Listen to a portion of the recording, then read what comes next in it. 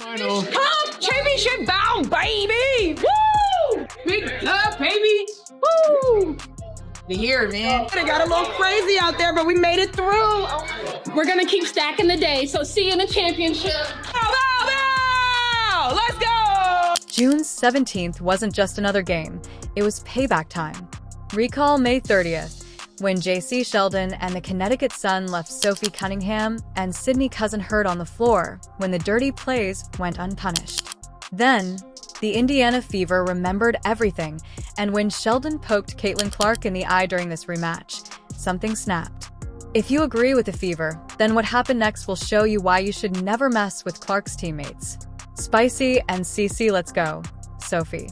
Was chippy the last time these two teams faced off too. Sophie Cunningham suffered her ankle injury in that game, but in addition to that, she actually had part of her front tooth knocked out. She made contact with Jacy Sheldon as Caitlin Clark knocks down the triple. But what people don't talk about enough is how hard you have to work to be able to be that good. All the hours that she's spent perfecting her craft. Retreating, firing, and hitting. So she can do that. On Indiana arguing the call. I mean, step back, you're late. She almost looks you in the eye. Image from May 30th, the Indiana Fever versus Connecticut Sun game began normally enough, with two WNBA teams vying for position. But the Suns' level of physicality went beyond competitive to dangerous, and you could sense the tension rising from the first tip. Everything went wrong for the Fever in the worst way possible. Talk about the physicality for a second. Two players on the Indiana Fever got injured last night by the same player on the Connecticut Sun, and that was Jacy Sheldon. And I tweeted about it. She was playing so reckless. I'm fine with players playing aggressive, but there is a thin line between playing aggressive and playing reckless. When you dive for a ball, you don't land on somebody's leg. She landed on top of Sydney Colson's leg, and her leg got stuck and literally twisted around. Both injuries, both Sydney Colson and Sophie Cunningham, were contact injuries. Sydney Colson was injured in another dubious play that left everyone wondering what was going on outside. The worst part was that Jacy Sheldon was right in the middle of both incidents, playing with an aggressive style that makes your blood boil. Sophie Cunningham went down first with what appeared to be a deliberate hit. The contact was too hard for what should have been routine basketball. They weren't non-contact. They weren't ACLs, they weren't Achilles, they were contact injuries caused by the same player. And this kind of physicality that the WNBA they brag about. They say it's always been a physical league. That's just the heart of the it's not good basketball. And we've seen so many injuries. Paige Becker's out with a concussion. Rickea Jackson was out with a concussion. All of these injuries are contact plays. We've seen Caitlin Clark last year get chucked to the ground. We saw Angel Reese get clothesline chucked to the ground. The players continue to do it because the refs are allowing them. Why wouldn't you keep doing it if you're a physical? This is where college history enters the picture. Sheldon and Clark had been at odds since their college days, when they played Iowa versus Ohio State. Every time they squared off on the court, Sheldon made it her goal to get under Clark's skin by following him about and bumping into her on screens. Talk trash when there are dead balls. This was now more than just basketball. It was a personal matter. Her mortal enemy took out a player.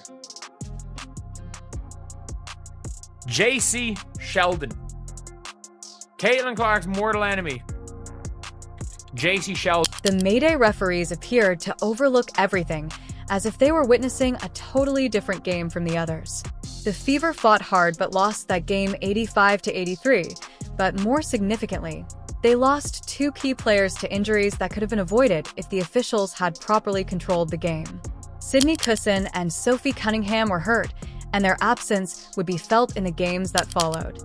Hard fouls went uncalled, dangerous plays were ignored, and Clark had to watch her teammates get hurt while Sheldon left without even a warning from the officials. This is a reckless play.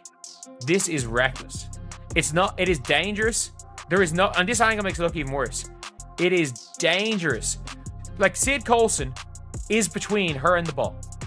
Sid Colson is in fact between Jacy Sheldon and the ball, and she dives through her knee. It wasn't even called as a foul. The way Clark looked at Sheldon during the handshake line and how she responded to questions during the post-game interview after that loss showed that it wasn't over by a long shot.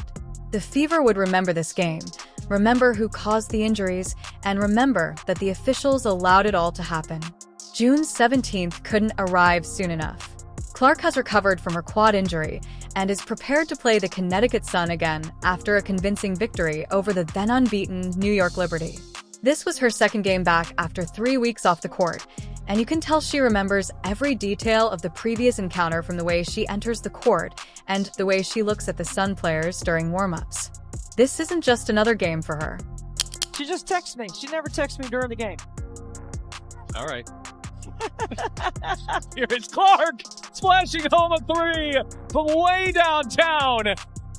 Kelly escorting her back to the bench. Jacy Sheldon is there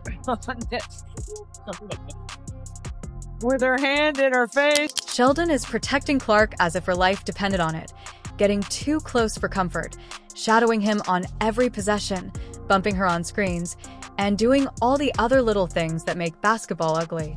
This is the same aggressive style that injured Sophie Cunningham and Sydney Cousin back in May, and everyone in the arena can feel what's coming as the game begins. Caitlin Clark are talking to the official.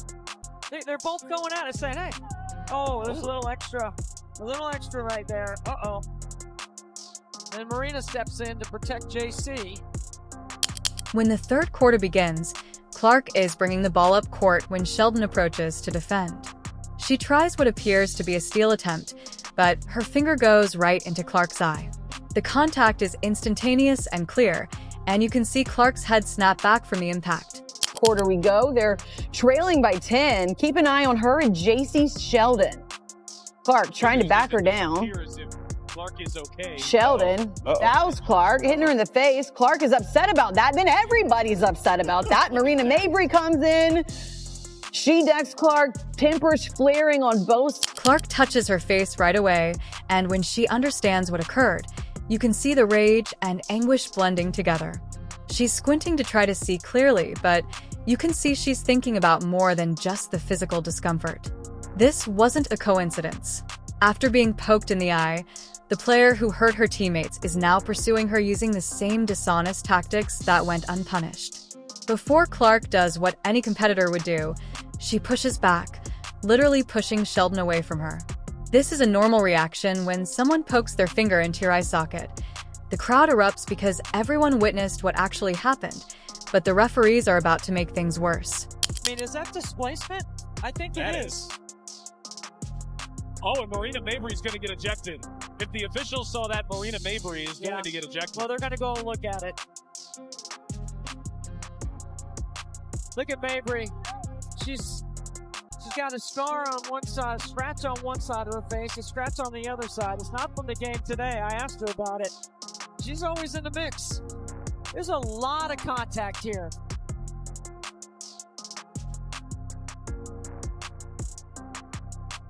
There's a scrape across the face.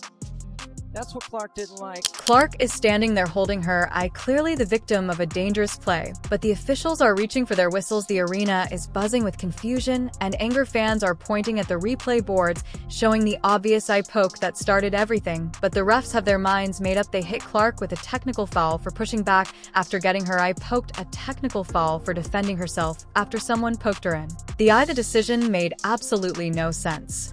To anyone watching, Clark just scored 32 points in her first game back from injury, and now she's getting penalized for reacting to getting eye poked by the same player who hurt her teammates. The technical foul call sends the wrong message to everyone watching. It tells players that they can go after Clark with dangerous plays, and if she reacts, she'll be the one getting punished. But this eye poke was just the beginning. Marina Mabrey was watching all of this unfold, and she was about to take things to a whole different level. Take another look as we try to figure out what exactly went down. So you see her get hit in the face. Jacy Sheldon doesn't like that, and everybody on the team doesn't like it. Marina, trying to have her teammates back, pushes her down. You see a little bit of drama all the way around. Tina, Charles, Clark, and Mabrey, they received technical fouls. Sheldon received a flagrant 1 foul. Marina Mabrey decides to handle things herself in the worst way imaginable immediately after Clark receives that fictitious technical foul. Clark is still recovering from her eye injury when Mabreyin approaches and takes action.